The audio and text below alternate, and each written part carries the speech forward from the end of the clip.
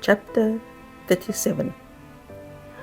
The bad husband, the husband you should not be. God's warning. Are you drifting in this direction? Do you see your husband either drifting or being like these men? Both of you, whether it's your husband or yourself, get down on your knees and pray. If you're the wife, pray for strength, because in many cases, too many cases, men are too proud to change, to say, I'm so sorry for the way I'm hurting you. Please forgive me. And the best apology is changed behavior. And too few do that. So I really pray that this chapter does not describe anybody, nobody in your life. In most families, there are children of varying ages, some of whom need not only the attention and wise discipline of the mother, but also the sterner yet affectionate influence of the father. You need to pray to God to give you the wisdom to be stern and affectionate. There's a child I know who believes her dad doesn't love her because he's only stern.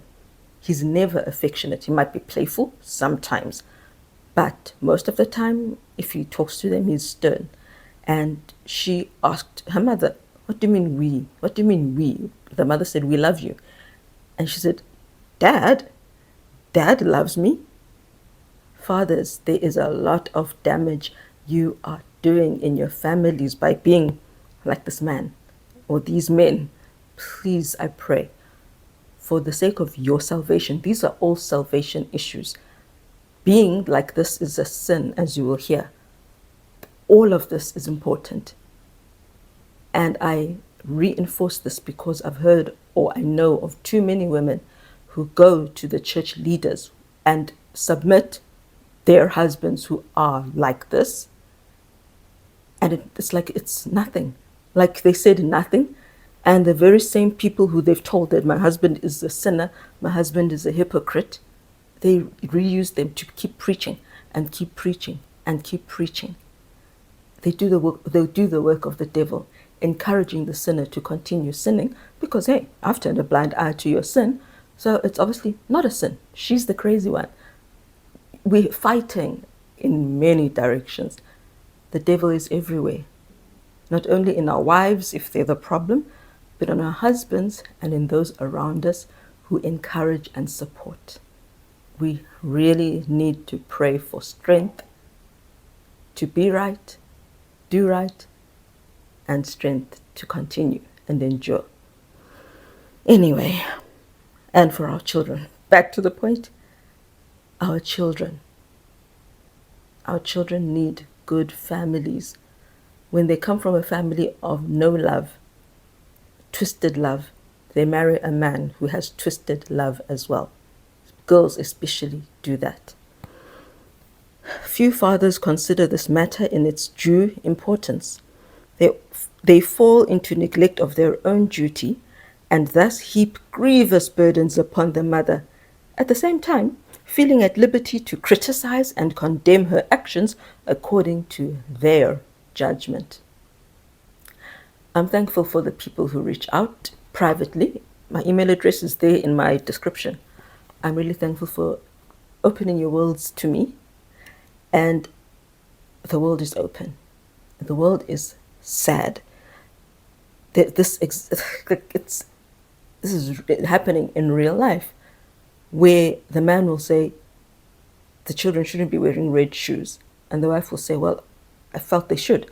But why would you give them red shoes? Don't you see that the sand is, I don't know, whatever?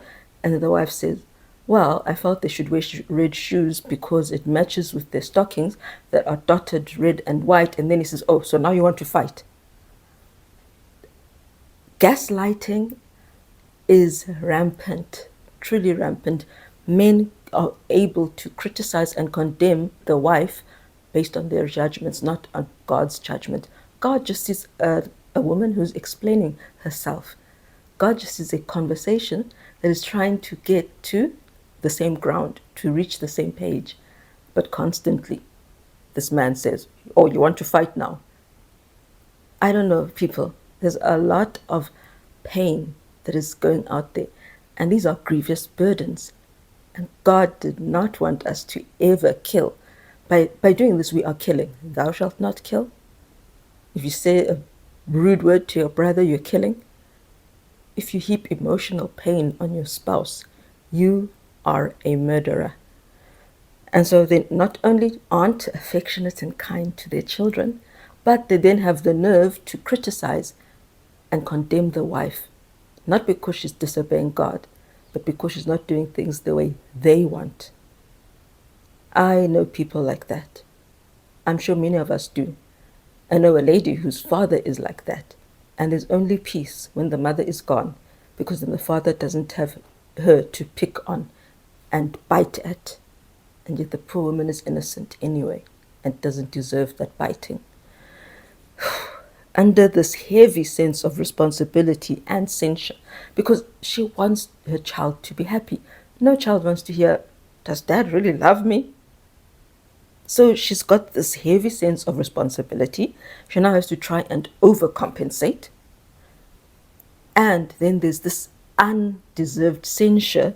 The poor wife and mother often feels guilty and remorseful for that which she has done innocently or ignorantly, and frequently when she has done the very best thing possible under the circumstances.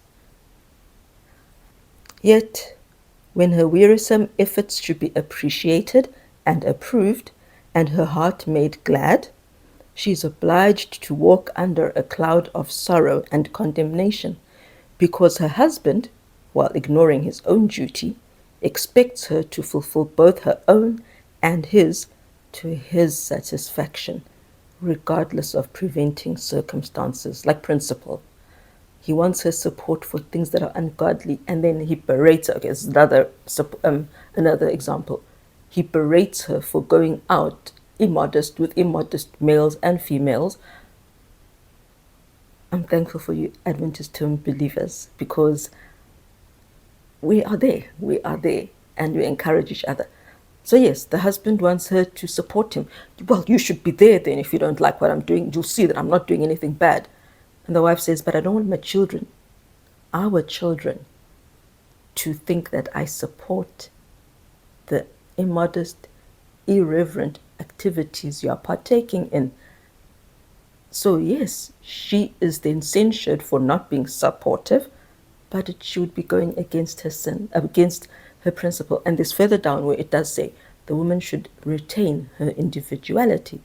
If she does not approve of something, the husband should not ever force her to pretend that she does, or to do so, just for his ego. I thought there wouldn't be much to say, but there is a lot to say. This is heavy. I know my sisters who see this in their fathers, they feel the pain, but I don't know if they really, really see the sin. Many husbands frequently come to their homes with clouded brows, bringing no sunshine to the family circle. If the meals are not on time, the tired wife, who is frequently housekeeper, nurse, cook, and housemaid all in one, is greeted with fault finding. The exacting husband may condescend to take the worrying child from the weary arms of its mother, that her arrangements for the family meal may be hastened.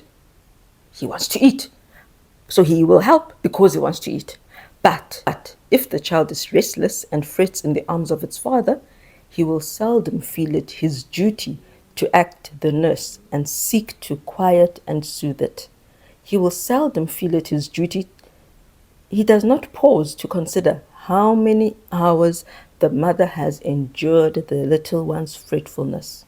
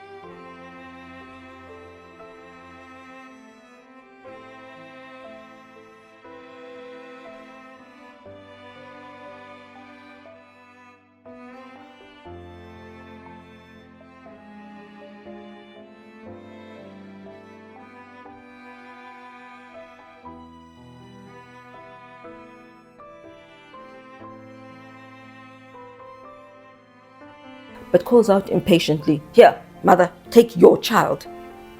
Is it not his child as well as hers? Is he not under a natural obligation to patiently bear his part of the burden of rearing his children? When once you have taken a position, this is to a man, a letter to a husband and father, when once you have taken a position, you are seldom willing to withdraw from it. You are determined to carry out your plans when many times you are not pursuing the right course and should see it. What you need is more, far more of love, of forbearance, and less of a determination to have your way, both in word and in deed. In the course you are now pursuing, instead of being a house band, you will be a vice to compress and distress others. Nobody knows our weaknesses generally as well as a godly, discerning woman and wife, and the devil.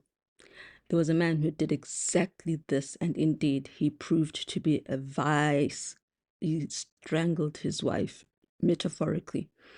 He was always teaching the truth. Don't be familiar with other women, be reserved, never make sure that you are spend time alone, all of that stuff. Don't get close to them. Yeah. But one day he went to do some work course, and he then told his wife that, oh, there's this particular woman who wants me to be her mentor. They were divided into groups. There was some course, and they were divided into groups. This woman wasn't even in his group. And the wife's question was, but why? Why can't she get some other woman to mentor her? Especially given this is what you've been teaching throughout all the churches. And he said, well, I'm the cleverest. Ooh, pride. Pride is dangerous. He said, I'm the best in the class, so why shouldn't she come to me? And the wife's warning was, stick to your principles. Next thing she knows, teaching. She finds photos. And she thought that was it. That was the end of it. A strange woman in their online album. And she knew immediately. It's that woman who he had said wanted him to mentor her. She knew. We all know, don't we? So she went into his email because he used to pretend that he's open and honest. So he used to share his email addresses and passwords. She went into the email and the whole sordid story was laid out in full. He was the one doing the chasing. He was the one who, when they traveled on their courses, wherever they were going, he would ask the course convener to put them in the same, in a seat next to each other, in seats next to each other. And the wife thought, imagine how that looks that this married man constantly asks to sit next to this woman. Men don't realize that not only are they shaming God, they're shaming themselves. And of course, he was having a full-blown, I really need to be with you. Thank you for coming to visit me at work. Oh, I enjoyed holding you in my arms when I gave you a hug. All because he did not listen to his wife because he thought he knew better. And he said so. I'm the cleverest. And none of us women trust him. He still continues to not live to the principles he used to pretend to live to. A true apology, true repentance comes with changed behavior and a commitment to God's ways. I don't know how you can fix it when it's this broken. And that's why I said to those who have to endure, I really pray that God gives you strength and gives you the ability to be like him, and praying that you can be mom and dad to your children in terms of example and influence. That's the only thing I can say. I've seen the damage in my adult young ladies whose fathers are like this. It's terrible. Cruel, strangling the life out of the family. That's what this husband and many are, strangling the life. You, still to this man, you have peculiar views in regard to managing your family. You exercise an independent, arbitrary power which permits no liberty of will around you. So he doesn't let the wife speak up. doesn't let her state her case, he doesn't let her give her thoughts, and he does not stop and truly engage with the thoughts she's giving. You think yourself sufficient to be head in your family and feel that your head is sufficient to move every member as a machine is moved in the hands of the workmen. You dictate and assume authority. This displeases heaven and grieves the pitying angels. In all of my life and the things I've gone through, and I've actually thought that the angels are also there. I know God sees. I've said this to so many people through the years. God sees, and He is not happy. But I never think of the actual angels there. People, the angels see, and anything that displeases heaven will never enter there. You have conducted yourself in your family as though you alone were capable of self-government. It has offended you that your wife should venture to oppose your opinion or question your decisions. This is exactly what has been happening with that husband I mentioned earlier on. When she wants to say, but why would you do it like this? Can't we do, oh, you want to start a fight now? Is that how you are? Is that the mood you're in? It's so ungodly. It is so ungodly. So it's wounded pride. It's wounded pride that feels that I can't be corrected or I can't be shown a different way. My way is the only way. Only pride. And that's not how we should be. Men should be teachable, humble. Anyway, see, these are, okay, unfortunately, this is all about how not to be. Brother B is not of a temperament to bring sunshine into his family. Here is a good place for him to begin to work. He is more like a cloud than a beam of light.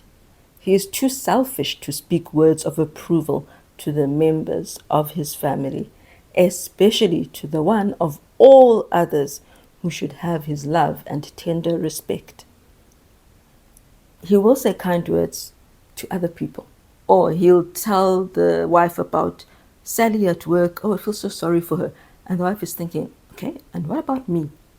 You have not spared any thought of compassion about me and my trials. Sally, let Sally's boyfriend or mother worry about her. You're not even at work. So the husband is consumed by Sally at work and at home. And where does the wife come in? And yet she of all others should be receiving that sunshine and tender respect. He is morose, overbearing, dictatorial. His words are frequently cutting. That's sarcasm. Do not marry a sarcastic man. And okay, so his words are frequently cutting and leave a wound that he does not try to heal by softening spirit, acknowledging his faults, and confessing his wrongdoings. Instead, this kind of man doubles down. When you say, you know, you really hurt me, oh, you're just remembering it wrong. When you email, you know, you really hurt me when you did this. I don't remember what you're talking about, and you just are not. Or the other one that this other husband said was, well, you're not perfect either. You tell people that I'm not great, but you're not perfect. But does it take away the wrong? And he never did tell her the wrong, that the imperfection that she apparently, allegedly showed. Let us, instead of doubling down and increasing our sin by not being teachable, let us stop, pray, ask God to help us. Brother B should soften, ask God to soften us. He should cultivate refinement and courtesy. He should be very tender and gentle toward his wife, who is his equal in every respect. He should not utter a word that would cast a shadow upon her heart. He should begin the work of reformation at home. He should cultivate affection and overcome the coarse, harsh, unfeeling, and ungenerous traits of his disposition.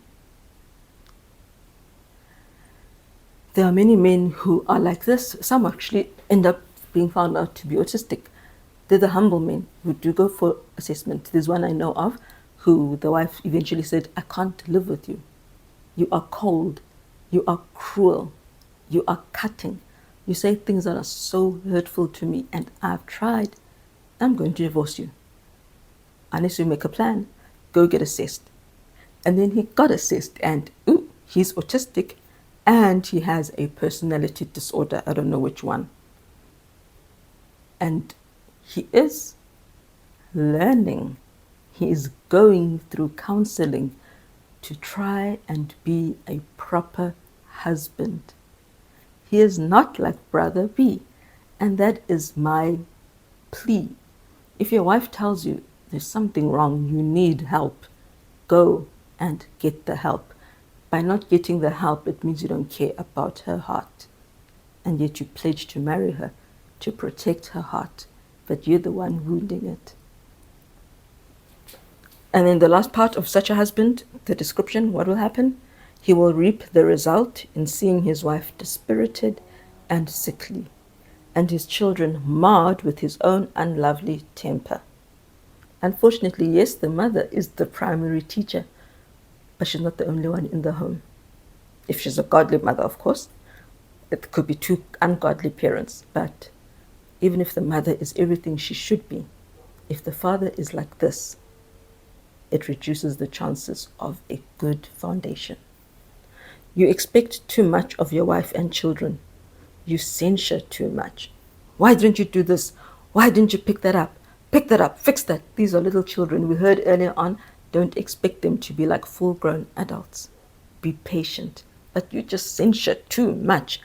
If you would encourage a cheerful, happy temper yourself and speak kindly and tenderly to them, you would bring sunlight into your dwelling instead of clouds, sorrow, and unhappiness. They wouldn't be like Brother B. And this one continues again how he has not made his wife his equal.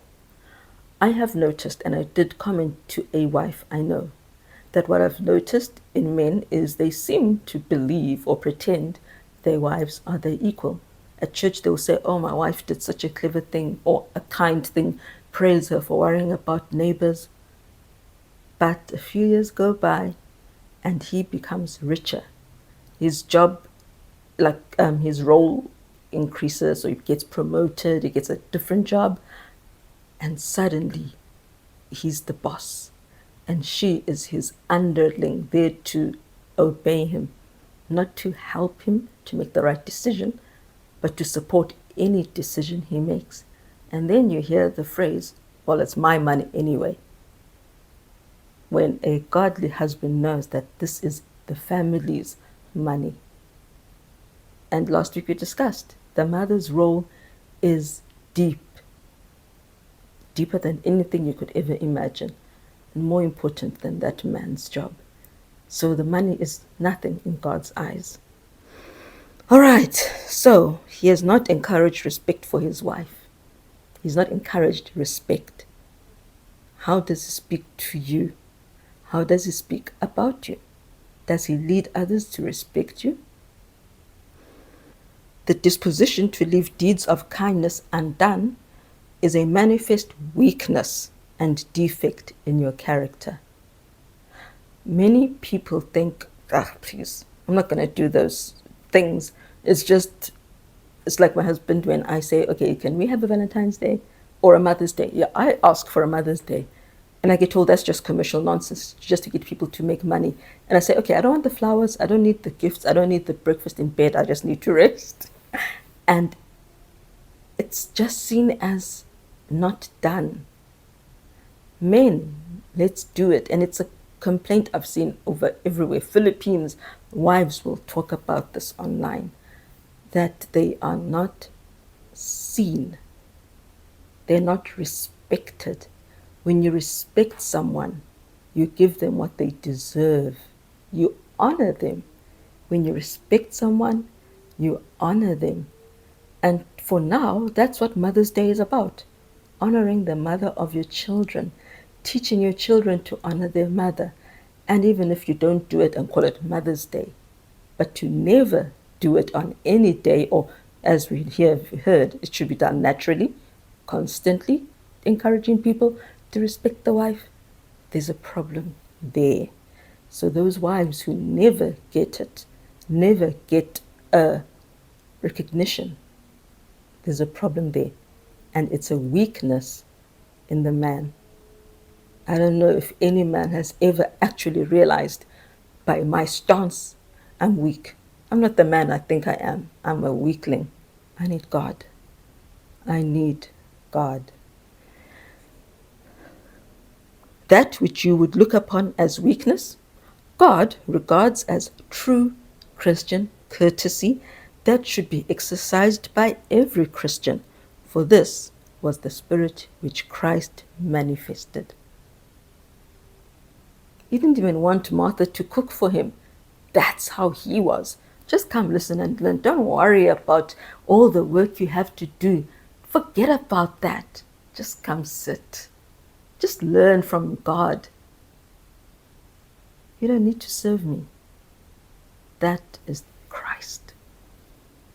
If the husband is tyrannical, exacting, critical of the actions of his wife, he cannot hold her respect and affection, and the marriage relation will become odious to her. Odious is a strong, strong word. It's disgusting. It's heavy. It's a burden. Being married to such a man is a horrible burden, a trial. She will not love her husband because he does not try to make himself lovable.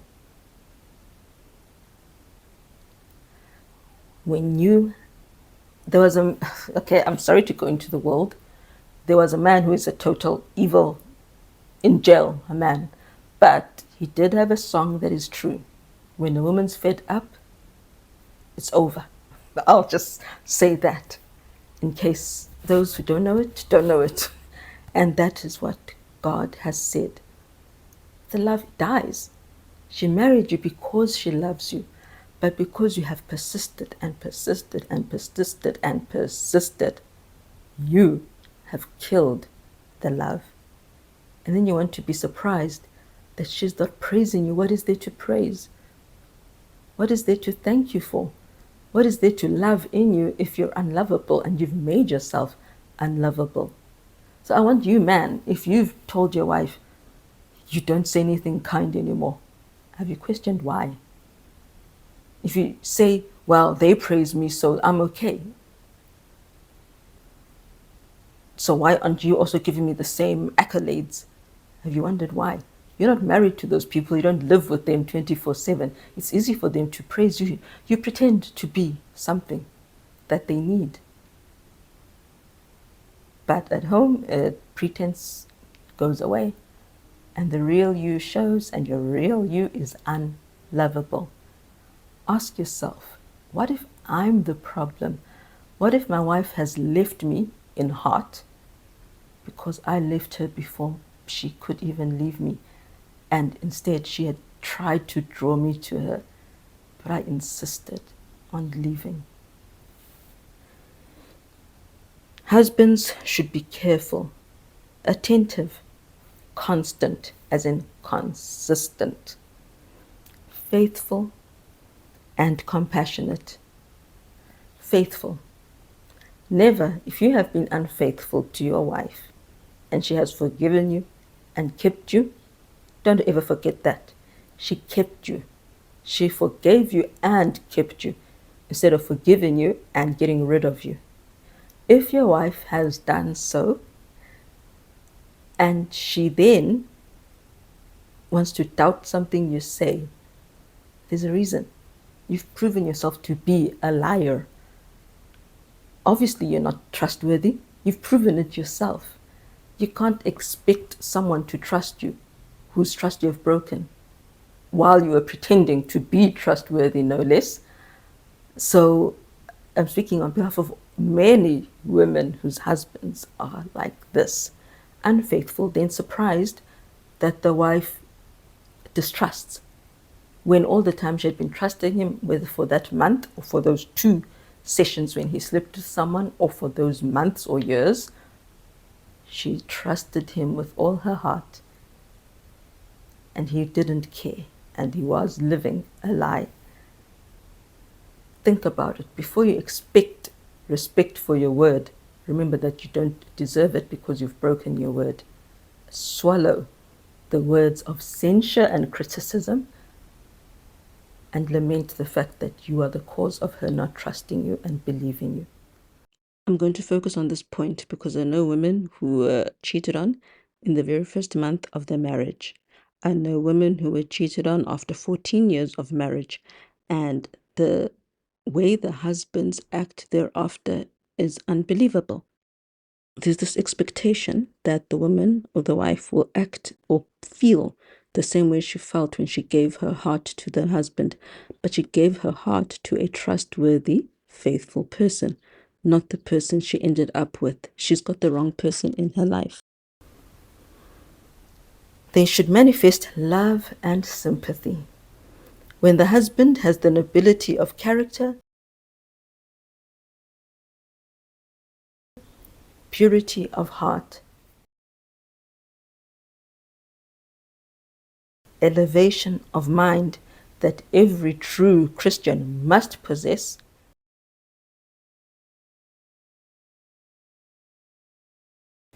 it will be made manifest in the marriage relation.